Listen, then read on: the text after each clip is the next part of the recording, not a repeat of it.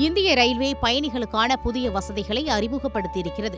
குறிப்பாக மூத்த குடிமக்கள், கர்ப்பிணிகள் மற்றும் மாற்றுத்திறனாளிகளுக்கு முக்கியமான சேவைகள் வழங்குவதில் முன்னேற்றம் எடுத்துள்ளது. ரயில்வே அமைச்சர் அஸ்வினி வைஷ்ணவ் வெளியிட்டுள்ள அறிவிப்பின் மூலம் ரயில்களில் உள்ள லோயர் பெர்த்கள் குறிப்பிட்ட பயணிகளுக்கு முன்னுரிமையாக ஒதுக்கப்படும் என்று கூறப்பட்டுள்ளது. இந்த புதிய விதிமுறையின் மூலம் 45 வயதிற்கு மேற்பட்ட பெண்கள், மூத்த குடிமக்கள், கர்ப்பிணிகள் மற்றும் மாற்றுத்திறனாளிகளுக்கான வசதிகள் மேம்படுத்தப்படுவதாக மத்திய அரசு கூறுகிறது. பெண்களுக்கான லோயர் பெர்த் வசதி முன்பதிவு செய்யும் போது அவர்கள் ஒரு குறிப்பிட்ட லோயர் பெர்த்தை தேர்வு செய்யாவிட்டாலும் கிடைக்கும் இடங்களின் அடிப்படையில் கீழ் பெர்த்துகளை பெற முடியும். இந்த புதிய விதிமுறையின்படி இனிமேல் ரயில்களில் உள்ள லோயர் பெர்த்துகள் காலியாக இருந்தால் அவை மட்டும் மூத்த குடிமக்கள், பெண்கள், கர்ப்பிணிகள் மற்றும் மாற்றுத்திறனாளிகளுக்கு வழங்கப்படுகின்றன. இது ரயில்வேயின் தானியங்கி முறையில் செயல்படுகிறது. ஸ்லீப்பர் வகுப்பின் ஒவ்வொரு பெட்டியிலும் 6 முதல் 7 இடங்கள் ஒதுக்கப்பட்டுள்ளன. அதேபோல் ஏசி 3ஆம் வகுப்பில் 4 முதல் 5 இடங்களும், ஏசி 2ஆம் வகுப்பில் 3 முதல் 4 லோயர் பெர்த்துகளும் சிறப்பு தேவைகள் உள்ள பெண்களுக்காக ஒதுக்கப்பட்டுள்ளன.